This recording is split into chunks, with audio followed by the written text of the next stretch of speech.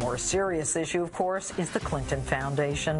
It has since blossomed into a $2 billion organized criminal enterprise parading as a charitable foundation, with hubby Bill profiting as the world's middleman. I've been telling you about this for years, and tonight, the case against the Clintons. Plus, I think for the most part we agree on a lot of different items, and we're getting there. optimism from Donald Trump about coming to an agreement with Paul Ryan. Tonight, one of the most prominent members of the Trump team, Dr. Ben Carson, is here with some inside information. And later, Secretary Clinton received, if my memory is correct, about 450 superdelegates before anybody else was in the race. Hey, Bernie, I'm with you. I'll get into this superdelegate mess with a member of the Sanders team as we approach yet another Tuesday contest for the Democrats. I say to those superdelegates in the states where we won landslide victories, listen to the people of your state. And listen good. Justice starts now.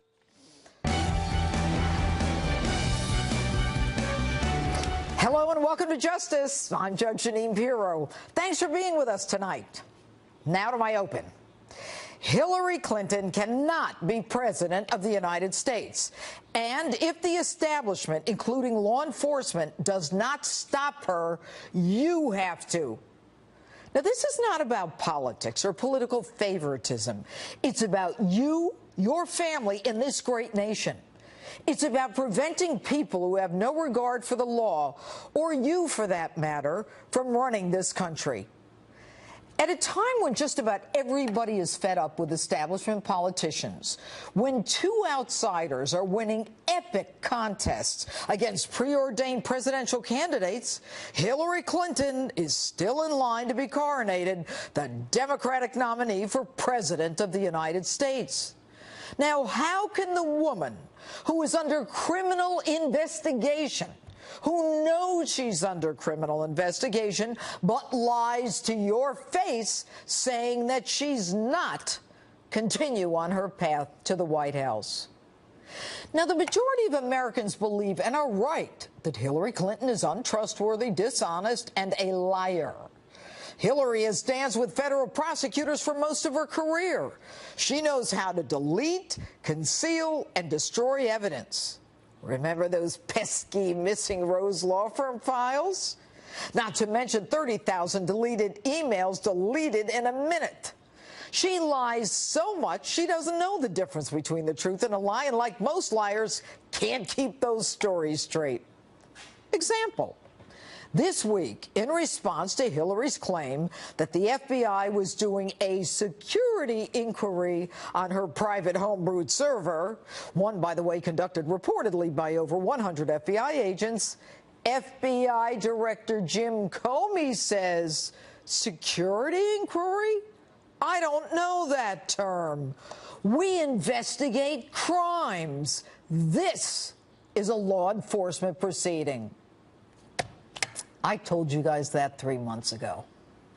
Now, the cynics among you may say it's all political, but Jim Comey is appointed by Barack Obama, and he is one of the most clear-headed, brilliant, logical, and honorable people in Washington, D.C., a trait somewhat foreign to that town.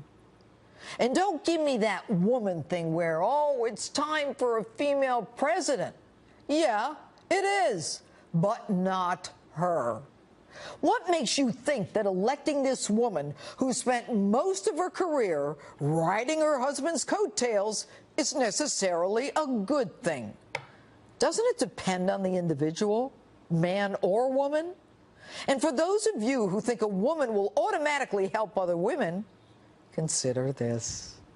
The Clinton Foundation, an organization over which the Clintons have control, pays female employees 38 cents less per dollar than males.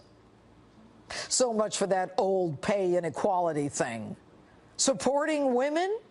Hillary made her bones creating the attack team on all the women who said Bill engaged in sexual activity, ranging from harassment to affairs to worse. But if these women are all liars, as they say, why was Paula Jones awarded $850,000 from the Clintons and Monica Lewinsky's dress? If only that blue dress could talk. Which brings me to the Clinton Foundation, an alleged 501c3 not-for-profit, parading as a charity that I see as nothing more than a piggy bank for the Clintons and their friends and her presidential campaign.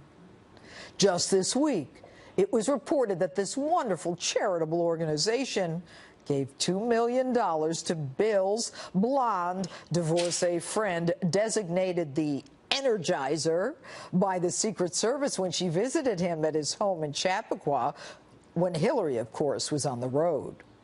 The report in the Wall Street Journal says money from the charity was actually given to a for-profit company, partly owned by Miss Energizer. According to government watchdog groups, this may very well violate federal law. And consistent with past Clinton behavior, the destruction and/or removal of evidence begins. Shortly after the grant, Miss Energizer's company was reportedly removed from the Clinton Global Initiative's website. I'm sure it was an oversight like the monies from countries to the foundation when Hillary was Secretary of State, which countries her department made decisions that benefited. You know, the Clintons have always been about the Clintons. Evidence, Benghazi. She lied about the video when she knew it was al-Qaeda so that she could benefit politically. But even that doesn't matter as much as knowing there are men waiting for help on a rooftop for hours in Benghazi when the assault on that consulate took place. And you, of course, remember that 2003 campaign 3 a.m. phone call. She wants you to believe shows that she is ready to protect us. That's baloney. She had a chance to prove it in Benghazi, and she proved just the opposite, that her political future was more important than American lives. And the woman has no shame, claiming that the parents of Sean Smith and Tyrone Woods are lying, not her, about what she said to them as her children's bodies were brought into Andrews. The woman has never been able to keep her story straight. From one BlackBerry for convenience, and then there were 3. And then from 3, there were 30,000 emails destroyed. She engages in the destruction of evidence to protect herself. And she and Bill are in it together. Bill just last week saying that email investigation is kind of like a speeding ticket. Really, Bill? No, Bill. It's got nothing to do with a speeding ticket. It's got to do with espionage, conspiracy, destruction of evidence, concealment, and risking the secrets of this great nation for the world to see. Even Russia has admitted it's gotten 20,000 of her emails. Gusefer, the guy from Romania that they brought over, a convicted hacker, says that hacking Hillary's emails was one of the easiest things he had ever done. So why do they get away with it?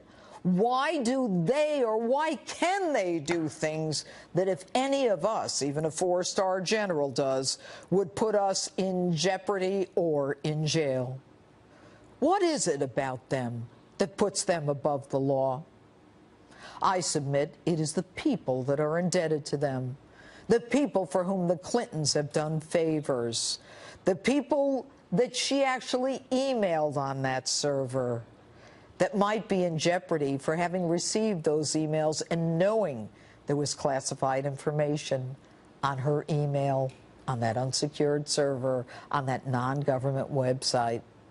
The classic inside game is what the Clintons do. You know, for years, Americans have been working 2 and 3 jobs to support their families, and they've watched as Washington politicians elected to represent us walk into those hallowed chambers and proceed to line their pockets and their pensions and their campaign re-election coffers and walk out multimillionaires. And the Clintons are no different. In fact, they're among the worst.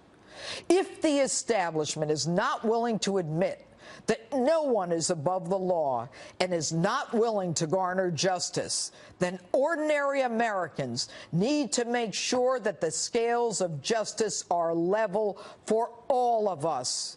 And that means that Hillary cannot be president.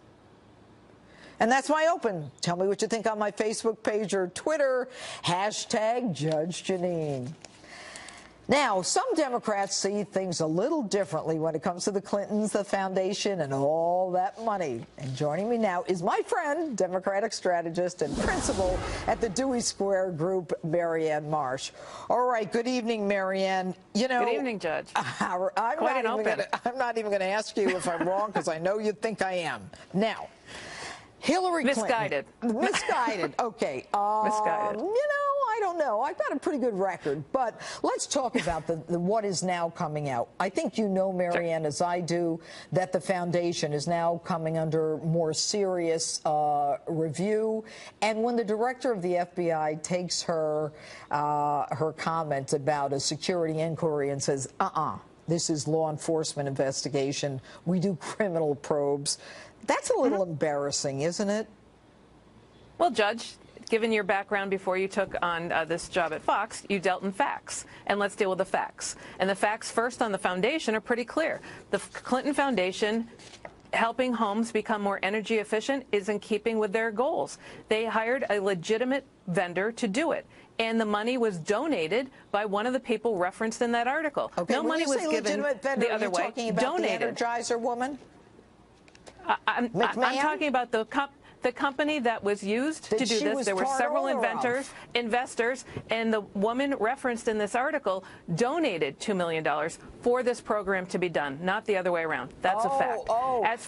As for the FBI director, Mr. Comey,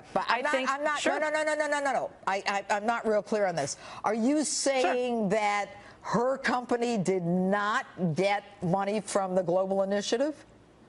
No, I'm saying she donated the money to the foundation for this program to be done, and it went to a company of which she has a small share. Okay, so she donates money to give to a company that she has a small share of? Does that make sense to you, Marianne? No, she donated to the foundation, which then hired a company of which she has a small share to do this program, which is in keeping with its policy. All right. Let's talk about Jim Comey. Now, this woman is a lawyer. Hillary Clinton is one smart woman. She's been under investigation by the feds lots of times. How could she think that Jim Comey sooner or later wouldn't say this is a criminal investigation? Well, it's pretty surprising, I think, that he came out and even said anything. I don't recall any other time that Jim Comey's had a press conference on a matter like this or any other. So I think that's certainly disappointing, but might explain the number of leaks that have come out about this investigation. Personally, I think it's semantical hair splitting. Security, it's all about security. You said it in your open as well. That's the central issue here. Whether it's an inquiry or investigation, I think matters little. What does matter here, though, is hold on, Judge, one point. Marianne, I get your point, but what you're saying is that Jim Comey, in answer to a question, is not allowed to say when Hillary is running for the highest office in the land, he's not allowed to say, to rebut her lie, that this is a law enforcement investigation, that the FBI investigates crimes, not civil issues? I'm not saying that at all. All I'm saying it's very surprising that the director of the FBI came out and had a press conference on this matter when he hasn't done it on any other that I can recall. I think the really important it was just on this matter. I think it was a question that he was asked. I think it was surprising that he chose to even answer any question about an ongoing investigation or inquiry, however you'd like to put it. I think the real issue here, Judge, is it's the political piece. Separate from the investigation, why does this matter? To your open, people are trying to use the issue of character and trust against Hillary Clinton, which you certainly outlined in your open. Many other of her opponents are as well. Now, think about this for a minute. If she's vindicated, which I believe she will be, then that allows her to turn the tables against everybody who has accused her of these things, including her potential opponent in the presidential campaign. Well, okay, that's something everyone should keep in mind Marianne, here. You know what? Yeah. For you, I hope she's able to turn the tables, but I'll tell you what, there's no turning the tables on the FBI or opponents, and there is no more honorable guy than Jim Comey. Anyway, Marianne Marsh, thanks for being with us. Actually, you're going to stay right there. We're going to have you back a little later in the show with our political panel. Then you can think about an answer. Like her or not, Hillary Clinton still has yet to lock up that Democratic nomination, with 2 more states on the table this Tuesday. Meanwhile, Donald Trump gearing up for the general election. With me now to talk about it all is the director of the Center for Politics at the University of Virginia, my friend Larry Sabato. All right, Larry, how's your crystal ball tonight? It's polished. Thank you, Judge. Well, okay. You know what? We both know the polls only reflect a snapshot in a moment in time. But your crystal ball seems to, for whatever reason, have a long-term vision. And for months and months, every Republican ran on, I'm the only one who can beat Hillary. I'm the only one who can beat Hillary. And Donald Trump is the worst one. He can't beat Hillary. Fast forward a few months. I mean, there are polls where Trump is tied with the woman, and he hasn't even started against crooked Hillary. So what's going to happen?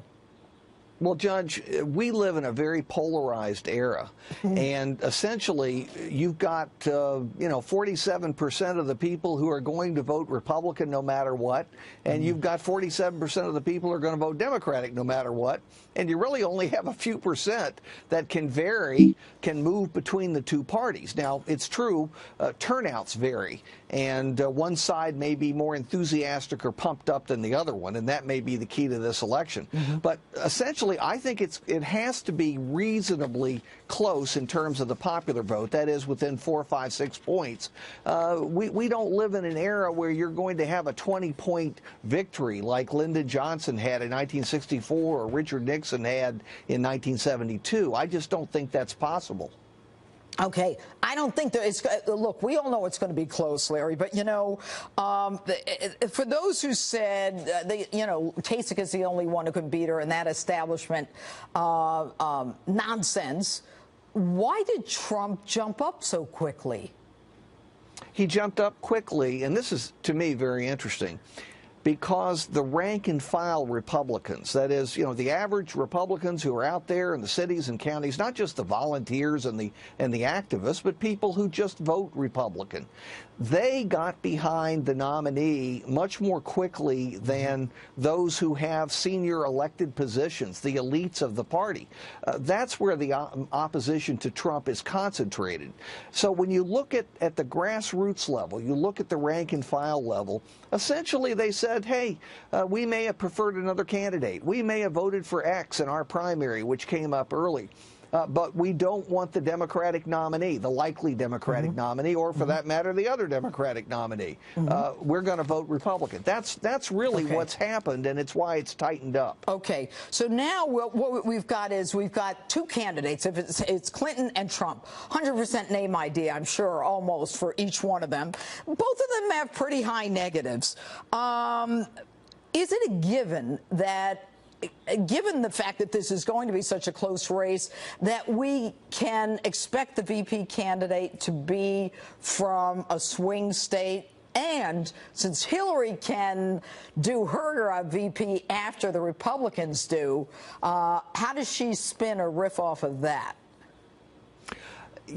I've said for years, so to take it out of this election campaign, I've said for years the only thing that matters is the Electoral College. That's how you win. You have to get 270. So why not pick a vice presidential candidate who can win you a big, close state that you might not be able to secure otherwise? Doesn't that make the most sense, rather than having some airy theory about if you add this particular candidate, maybe you'll get 2% of this particular ethnic vote? Well, maybe it'll happen and maybe it won't. I think you're better off focusing on the big states. Okay. Sorry, we got to go. Professor, hopefully we'll have you back soon. Thank you, Larry Sabato. And new details from inside the Trump team. Next, Dr. Ben Carson is here. Will the Republican Party unite behind its likely nominee?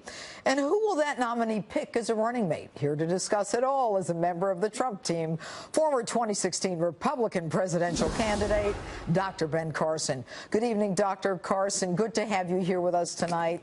Good to be with you, Judge. I'm going to get right to it. Now, the big question now is unity, the Republican Party. And I understand that you're somewhat of an intermediary between Donald Trump and some of the establishment players like Paul Ryan, and that before Donald Trump went to D.C., you kind of smoothed the way a little. You want to tell us what that meant? Well, you know, basically I just wanted to talk about the kind of person that Donald Trump is, and explain to Speaker Ryan and to a variety of other people that he's not a polished politician. And that means that he will say things that don't fit into nice, neat little packages like they're used to having. And it can be quite confusing sometimes. It resonates tremendously with the people themselves. What was their reaction when you said, you know, he's not a polished politician, he doesn't speak political speak? Did they say, come on?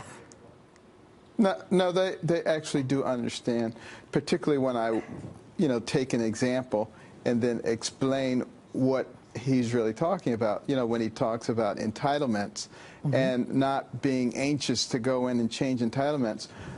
If you explore that with him, what you find out is he wants to fix the economy. He wants to create jobs. He wants to create opportunities for people so that you have fewer people who are dependent on entitlements.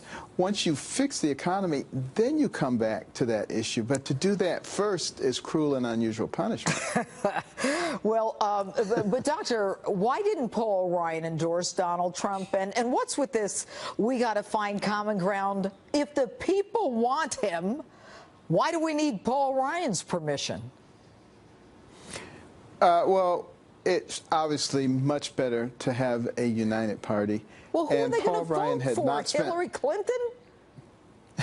Well, that's exactly right. If you have perspective, that's the conclusion that you will eventually come to. But, you know, it's a getting to know period, you know, and that's going to work out just fine when they get to know each other. And when some of the other Republicans begin to recognize that your alternative is not in any way consistent with conservative principles.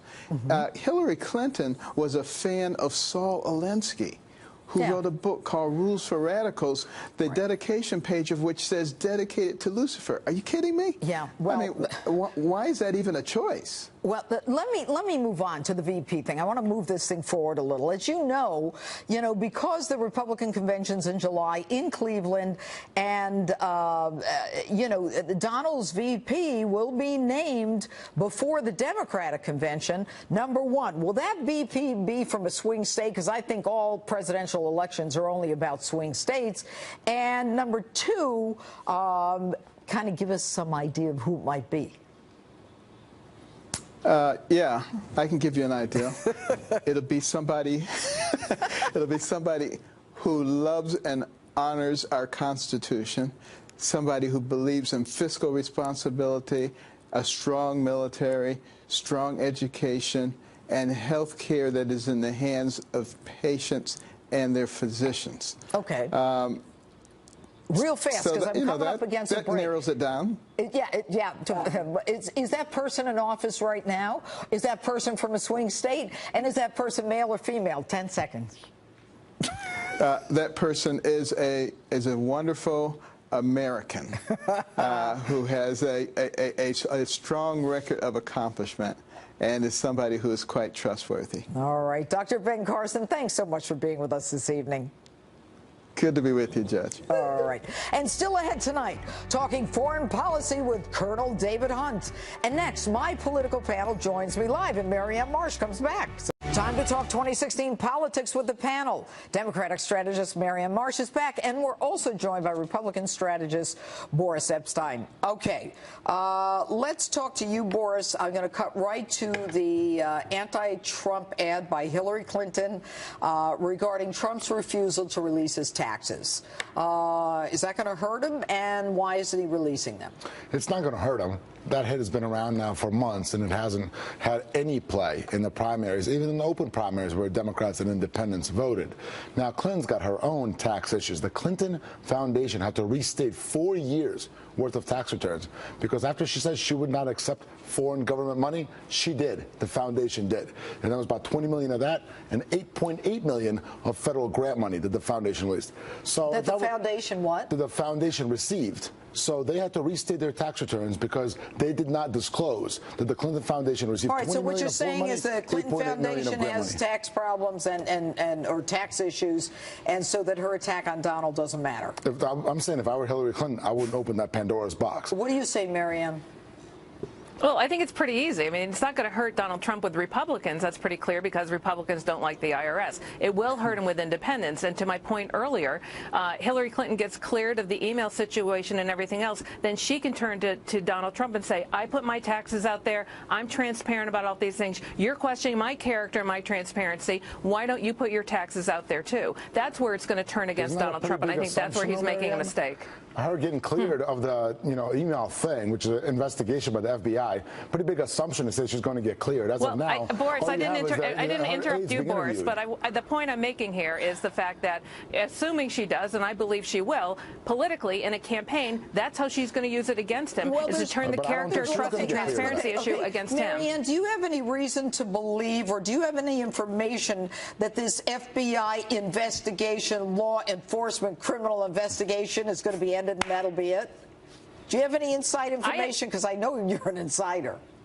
I have no inside information, and I'm waiting like everybody else, and believe it'll be done, before the election for sure. And I got to believe at some point this summer. But when the FBI director goes out there and talks about it, last point on that. I mean, he could have. I mean, Director Comey could have said, "I don't comment on ongoing investigations." He did not do that. Yeah, he didn't because I think you know what I think. I think she pushed her.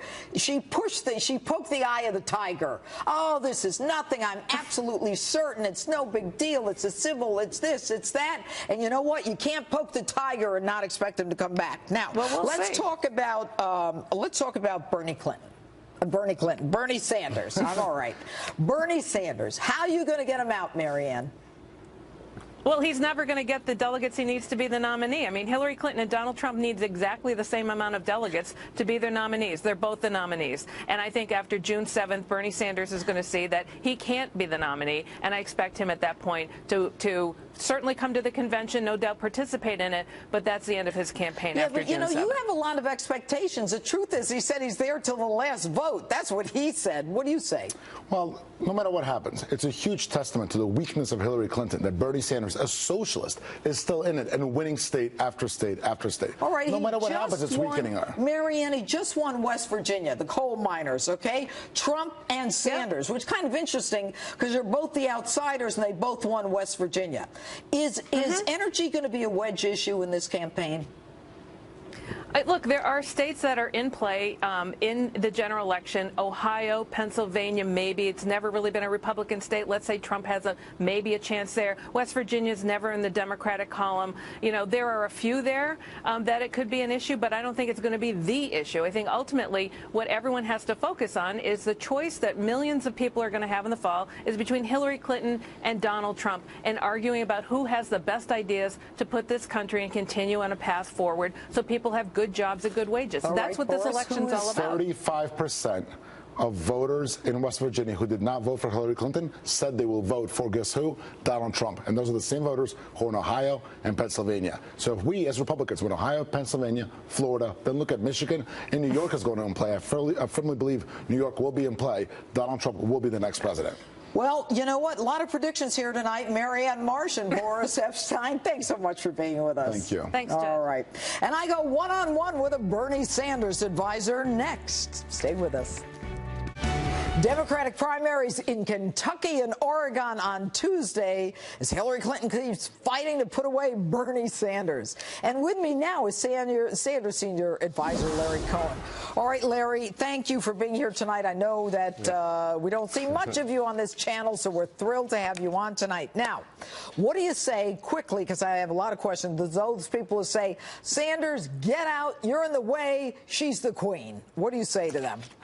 We say every voter, every delegate. Bernie, a year ago, decided to run for president to build basically a movement for change, to end the cronyism that you talked about in the opening. And we've come so far. We are thrilled by it. And we expect to go to Philadelphia with at least 1,800 delegates, fight for change, or make Bernie the nominee. All right, 1,800 delegates, Larry. How many do you need? To nominate him as president, you need about 2,200. 2,200, okay. But a lot of this is about superdelegates. Yes. I happen to be one, but we are going to campaign to get rid of superdelegates. Right, okay, and that's what I want to talk to you about. I think superdelegates is really a rigged convention. The fix is in, and I think Hillary knows full well after the 2008 convention when this, she lost the superdelegates, or before she got out of the race, she knew that she had to lock those guys up, and she did. That's what she's been doing. So what are your chances of getting them? And, they already know what Bernie stands for, so they're either for her or for him. Well, I mean, again, we're really in this on a train running on two tracks. One is make Bernie the nominee, and there's still a narrow path to do that.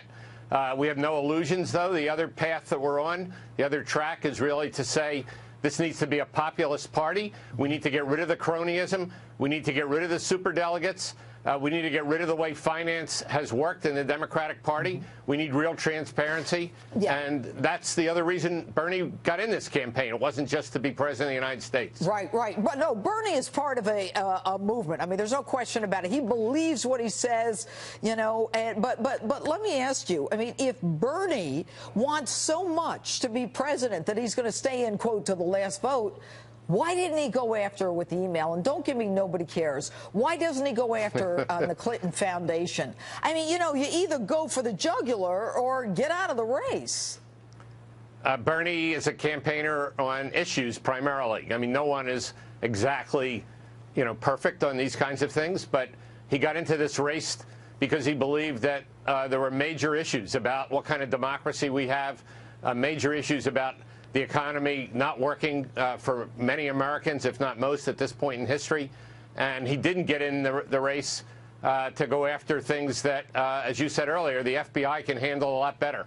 Well, okay, but at the same time, and I certainly accept your answer. I mean, if you want to win, and if you believe in your issues, you want to win, you do what you have to win.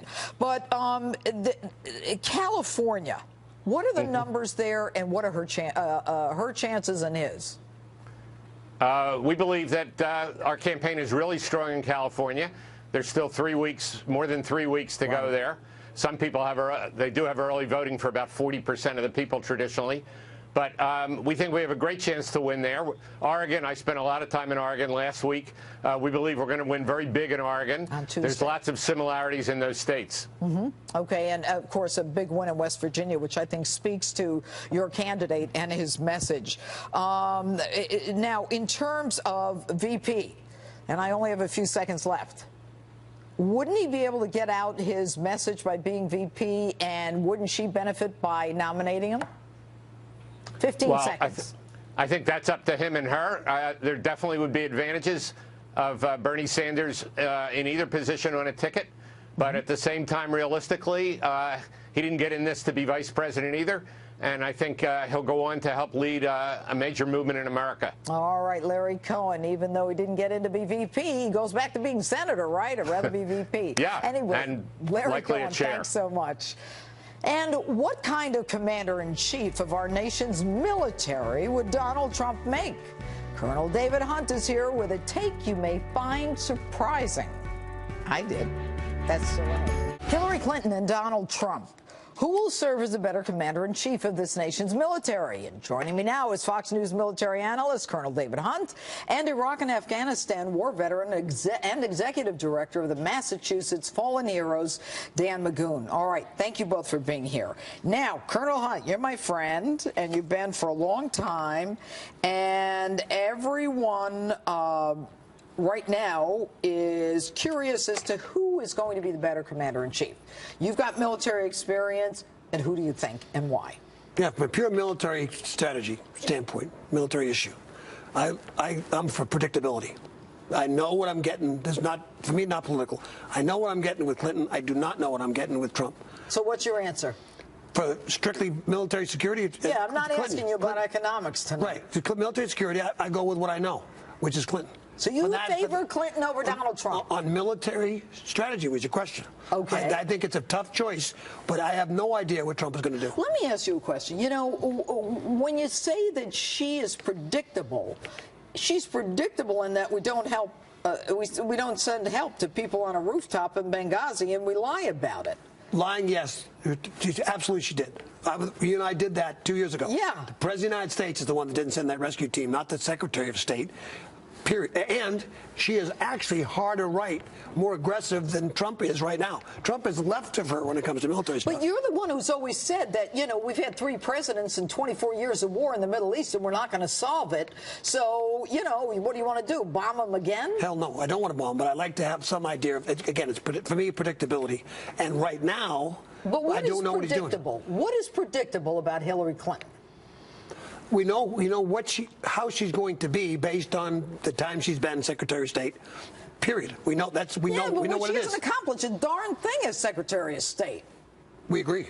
Well, I absolutely agree with that. All right, that's it. I don't agree with you, but whatever. I didn't expect you to. All right, Dan Magoon. Dan, I'm looking at the two of you. There's what, 40 years difference? We got Vietnam and everything else that you've done, and then we've got Iraq and Afghanistan, a bunch of tours. And how has the rules of engagement changed from the time that the colonel was in and the time that you're in? Well, obviously, I think we've had some of the biggest issues in my generation, the warfighters that are coming home, and some of the things that we've been, you know, fighting this war for 15 years, and every couple of years things are changing, going back to 2006, 2007 when the ROE changed. When I was in Afghanistan, currently to some of the most current crises in Iraq and Afghanistan, we're still having the same issues. So until we can make those changes and we can actually defeat the enemy the way we need to, and go back to some of the things you were talking about between Clinton and Trump. You know, look at the military today. The most recent poll and the most recent data that we have is most military are favoring Trump because they know they want something different. Do you favor Trump over her? I do. Okay, no doubt about it. No doubt. You're going to take him out and tell him what he needs to do? I don't think I can tell him what. But you both were on the front lines, okay? You were freer to engage the enemy than Dan is, no question about it.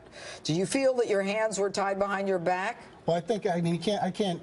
I didn't do what he did, but, you know, definitely have, it's hurting our military right now, and things need to change. All right, let's talk about the veterans. You run an organization, the Massachusetts Fallen Heroes, which is a great organization, and given how veterans have been treated by the Veterans Administration, Wounded Warriors is in a mess with $800 million or something that they use for conferences.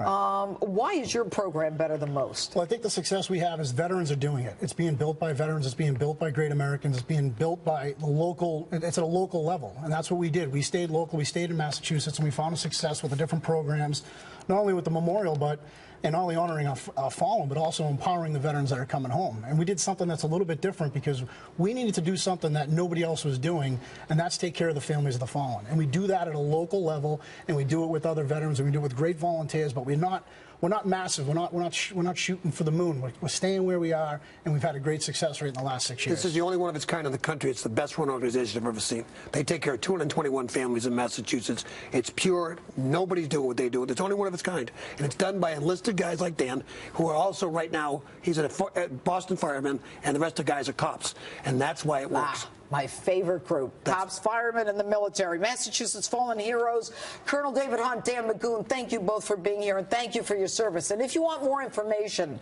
the Massachusetts Fallen Heroes organization, go to my Facebook page, Judge Jeanine Pirro. You'll find a link there. Take a look at it. Instagram, Judge_Jeanine. Tell me your thoughts on tonight's show. Did you like it? Didn't you like it? Thanks so much for watching. The Greg Gutfeld Show is next. I'll see you next Saturday night. Same time, same place, same me. Have a great week.